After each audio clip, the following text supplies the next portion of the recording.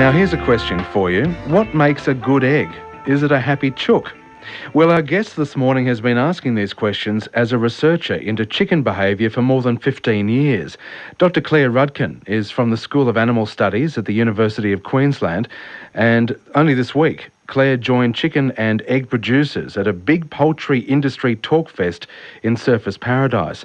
And one area of debate among egg producers is which production system, be it cage, barn-raised or free-range, gives the best outcomes both in production levels and also for the welfare of the bird. And Clare's with me now. Hi, Clare. Hello, Michael. Now, look, before we get stuck into some of those major issues, I think we should probably start at the beginning and talk about some of your research and this major project you've been undertaking, looking at issues surrounding egg production in our poultry industry. Can you just give us a quick explanation of the three different housing options used by the poultry producers in this country at the moment? Yes, well, basically we use cages, battery cages, and some people are changing to barns where they put the birds on the floor, so that we try to get the advantages of having them on the floor with the advantages of having them in the cage. And some producers are going to free range, where the birds have access to a range as well as a shed. Now, production issues aside, cages, whenever you mention cages within the poultry industry, the public perception is it's cruel. On the ground, in reality, how cruel is it? Well, there are advantages to cages. Birds in the cages are in natural family groups, rather like they would have in the wild. They all get to know each other. They have an established hierarchy, and they all know their place, and there's very little bullying or fighting there. By contrast, what happens when you place those family groups in a much wider context of, say, a barn floor? Well, on the barn or even in the range, you have hundreds or even thousands of birds altogether. Hens can get to know only 80, well, not only, they can get to know 80 other hens and able to form stable hierarchies with each other and know their place. But more than that, the social structure breaks down and leads to strange social behaviour. That's interesting. You're saying that chickens only have a memory capacity to recognise 80 other hens in the same space. Well, I wouldn't say only. You try and get to recognise 80 other hens and see how you'd go. Fair enough. That's a good point. I hadn't thought of that. So when you put chickens into that kind of environment, whether it be completely free range or on the barn floor, what kind of issue is boredom?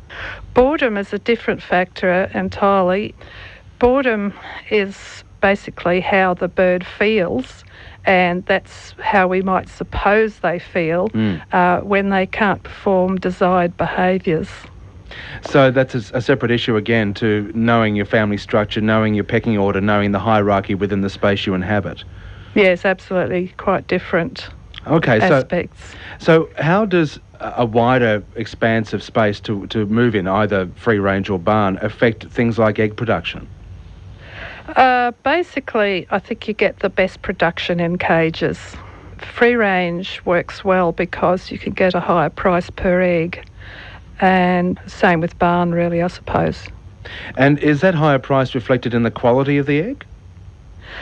Well, actually, there has been a bit of research lately that I heard of that actually shows that green feed improves the quality of the egg, but generally it's just basically the colour of the yolk, which is changed anyway just by adding colourant to the feed. So, and anyway, the free range usually end up with bare paddocks without much grass on them. Okay. Well, look, obviously we're talking here about some of the public perceptions of how egg production should occur into the next century. And you mentioned there, and in fact I raised it as well, this I guess, human emotion that I'm imposing on the idea of what happens to chickens' behaviour, boredom. What kind of issue is that in the cage versus the barn versus free range? Well, boredom is a desired behaviour.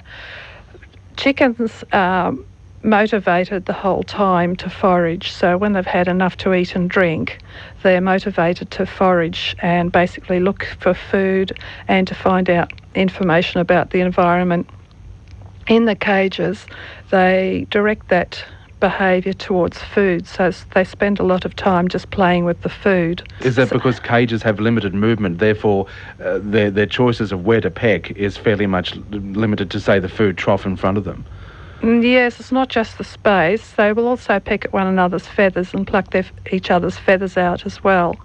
But even when you have them on the floor, they'll still do that. If there's nothing really interesting much to peck at, they'll still pick at one another's feathers and peck at one another, as well as spending more time at the food trough just playing with the food.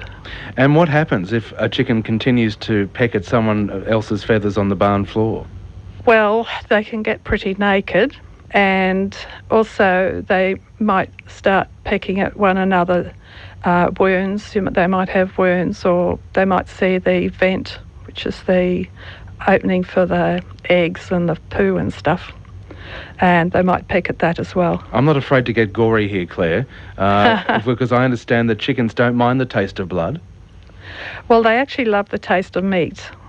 So what happens if pecking gets to such an extent, because of the so-called boredom factor, they are pecking at another chicken's feathers, the feathers eventually drop away because of that attack, they come to bare skin, they start tasting blood and flesh because of that pecking continuing. What can happen from there? Well, actually, a lot of that pecking at feathers doesn't really result in injuries anyway. They just end up by being pretty naked. And what I found actually was that the birds in the cages ended up with naked necks, and the birds on the floor ended up with naked behinds, and that exposed the vent. And it seems to be that it became more obvious and more likely to be picked at. Just out of boredom, they're looking for something interesting to pick at, and they see this. Hens actually have a behaviour where they alloprene, which means that they preen one another and they'll pick off foreign objects off one another, and this seems to be just this sort of behaviour going wrong. And I know I'm trying to lead you down a fairly extreme path here, but when that behaviour does go wrong, and, okay, let's say it goes beyond simply a little bit of chicken nudity, either around the neck or around the back end, there are some instances charted there quite regularly through the industry of, I believe, cannibalism. Yes, what happens is that they pick at a wound, and once they get the taste of the flesh, they keep on picking at this lovely flesh they've suddenly found on another hen, and they'll go on picking it until the other one dies, which can happen within an hour or even less. Really? Golly, that's extraordinary. And it's funny, isn't it? Because public perception is that if you raise chickens in a freer range environment, whether it be in an open field or whether it be inside a barn, there's that feeling, at least from us as consumers, that we're doing the right thing by the chickens. But according to the research I've been reading of yours, that's most likely where cannibalism is likely to occur. Yes, and it seems to come, this is just a recent finding of mine, I just realised it a week or so ago, was that it must be coming from this different sort of feather pecking. In cages, basically they're so close to each other, they don't sort of look under each other's tails, but when they're a bit further apart they do. And in the barn in particular, the range is actually not too bad. They don't have so much problems with it in the range, and we saw a little bit of it, but not a great deal. Is that because there's more external stimuli to keep them interested? Yeah, there was more external stimuli. They had more things to do, although they still feather pecked a hell of a lot. But also, they just have more room, and they can get away because they don't like being picked on their wounds, so they'll try to get away. But in the barns, they just don't have the room to get away. Wherever they go, there's another chook right beside them, or right behind them, actually. So what's the resulting mortality rate in the barn compared to cages and free range? Well, it depends. We had quite a high mortality rate. Those birds had only been beak-tipped, which means they just cut off a tiny tip of the beak when they were little. And we had to go through and beak trim them, which we took up a fair bit of the top of the beak, enough to slow them up, and then we stopped that problem. We still lost a few, but nothing like it was. So we did have quite high mortality for a while, and then when we beak trimmed them, it slowed it right up. So that's in the barn context? Yeah, that was in the barn. We didn't have to do that in the free range. The free range had intact beaks. They hadn't been ever touched. But because they could get away from each other, that problem didn't get so bad. And what about and the cages? And of course they had more interesting things to do. Sure. And the cages? Well, you can get it in cages, but actually the more crowded the cage, the better control you have over cannibalism. So you're much less likely to have it in cages than you are on the floor. And I think I was reading something like up to a 30% mortality rate due to things like cannibalism on the floor of the barn. Yeah, I think we got up to about 30%. That's prior to you doing in our barns. Prior to the beak tipping. Well, by the end of production, we'd lost about 30%. Now, while we're talking about beak tipping, how cruel is that for a practice? I mean, does it hurt the chicken at all? Yes, it does hurt the chicken, and they can grow neuromas, what are they? Nerve balls in the beak, which can apparently lead to constant pain. The main thing about it is that the beak is like your fingertips, is that they use the beak to investigate the environment. It's a highly sensitive organ with touch receptors and pain receptors and chemical sense, taste. They do everything with their beak. When they want to investigate something, they pick it up and manipulate it or turn it around in their beak just to feel what it's like, taste it and smell it. And when you tip the beak, it takes that sensation, that fine sensation away. But because of the problems with cannibalism and feather pecking, you basically have to take off some of the beak in situations. If you're going to put them in situations where they're going to feather peck or cannibalise, you just have to do it. Otherwise, it's crueler not to. Now, Clare Rudkin, I'm anticipating there's no simple answer to this, but when you weigh up variables like egg production versus animal welfare versus quality of egg, is there any one particular environment that shines out? Well, if you ask me to keep chooks, I would do a free range. I think anything that we keep in our care deserves a quality of life. And I don't think chooks are suffering in cages in particular, but I don't think they're having a great quality of life. But the free range, as it stands, as the way we studied it anyway, had problems because chooks actually we didn't have much shade for them. They don't like being out in the sun. They don't graze much. They actually need shade and places to scratch and peck rather than acres of lovely grass. And or as it usually ends up, but it usually ends up quite bare. It does indeed, surrounded and then dotted with chook poo, having raised chickens myself in days gone by. And also, in terms of production, as a poultry producer, how cost effective is it to run free-range chooks as compared to chooks under shelter within a barn or within a cage system? The cage system is the most cost effective. Right. And given I think if you can get a barn going, I really believe that actually you can fix up or improve any situation that you keep them in. And I believe that the range is the easiest to improve for the birds. In discussing your findings at Surface Paradise this week, you were meeting there face-to-face, I believe, with poultry producers. Yes. In showing them the results of your study, how did it go down?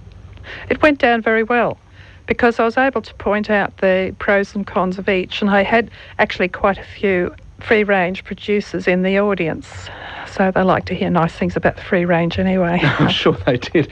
But is there a lot of rivalry, competition and in fact bitterness between the three different modes of egg production? Not that I noticed, no.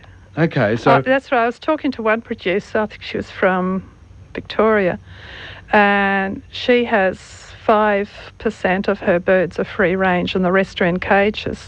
And she said she can't put any more on the free range because the demand isn't there for the free range birds. The consumer demand? Yes, and apparently the main sales are actually to food producers, not to the general public. And the food producers, of course, are more interested in getting cheapest eggs, like McDonald's or whatever. They're looking for cheaper eggs. They're not looking for free-range eggs. So the free-range end of the market is more your niche. It's for people who are looking for a boutique product, at least in public perception, if not in quality. Yes. Okay, that's right. interesting. So, from what you were saying earlier too, just because you see free range on the egg carton label doesn't necessarily mean that the egg within is going to be more nutritious or better for you than the egg you've derived from a cage bird. Probably not. I think it's more of a choice because the bird can be perceived as being happier. Most of the chooks are reasonably happy in the barn, I'd say, but they're all pretty bored. And even the ones on the free range were pretty bored, in a way. Well, I'm sorry, but if I'm going to be a barn chook, I'd prefer, I think, to look elsewhere for options because I'm a little afraid of being pecked to death. Yes. Well, look, Claire, thank you very much. It sounds like an interesting issue and obviously one that will fire up public debate for years to come, as we always like to discuss animal welfare in relation to how we consume those animals. And where do you think this research you've done will take the egg industry in terms of future and production and yield? Well, what I want to do is to actually adapt the systems better to the bird's behaviour so that they're able to express their foraging behaviour more effectively and able to, or just basically fit the environment to the bird's natural behaviour instead of just assuming, oh yeah, chooks like to scratch and peck, we'll give them something to scratch and peck and then they'll be happy. You've got to see what they want to scratch and peck before you really... you just basically got to know what you're doing before you try to enrich them. Well, you'll have to tell us all now. What do chooks like to scratch and peck? They like a variety of things to peck at. They like to... A lot of their behaviour is investigatory behaviour because they come from a forest environment where they have a wide variety of food sources, not all of them available. So in the life of a chicken, one food might be only available for a few weeks in its life, so it can't learn from its mother. It has to learn itself, and it has to be careful not to get poisoned by it. So it tastes it first, and it has a little bit at first, and every so often it'll have a little bit each day, and if there's no untoward effects, it will become adopted as its food. And so they have this really, really strong motivation to peck at a big variety of different things so they learn about them. So we can find a combination of a cage environment where production is probably at its best, more cost effective, and the birds in some ways are happy within that environment and yet providing some of the stimuli, some of the pecking variety that you're talking about there as a need to keep the chooks from pecking each other, then you could have a perfect system. Yes, it's just a bit difficult. It would need quite a bit of modification to the cages to be able to do that, whereas it's easier to do it with birds on the floor. Well, good luck in finding a solution, and thank you very much for joining us on Bush Telegraph today. Yeah, thanks, Michael. We've been speaking to Dr. Clare Rudkin from the School of Animal Studies at the University of Queensland, where Clare's been studying the behaviour of chickens for 15 years, and some of that research into cannibalism that she's found in her study. Only recently, she first divulged to egg producers in Surfers Paradise only earlier this week, and for the first time on radio here on Bush Telegraph on Radio National.